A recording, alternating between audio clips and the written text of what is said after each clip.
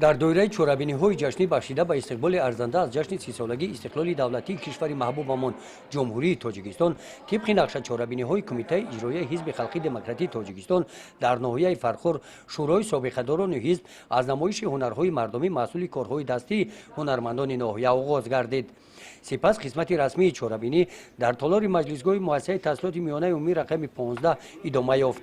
سرآغاز در برآمد سابقه‌داران قید گردید که بنای مذکور یکی از ثمره‌های دستاوردهای صاحب استقلالی در این گوشه دوردست دیار و مورد استفاده قرار گرفتن صدها انشاءهای زمانوی در سمت عملی گشتن سیاست اجتماعی حزب خلقی دموکراتیک تاجیکستان میباشد.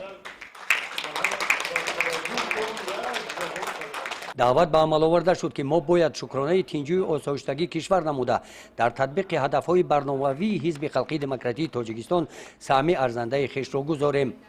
در برآمد دیگر اشتراکچیان همایش نمایندگان مقامات اجرایی حاکمیت دولتی ناحیه و ولایت دستاوردهای 30 سال استقلال دولتی جمهوری تاجیکستان زیر راهبری حزب خلقی دموکراتیک تاجیکستان در سمت اقتصادی اجتماعی ساحه فرهنگ و ورزش تحلیل و بررسی کرده شدند.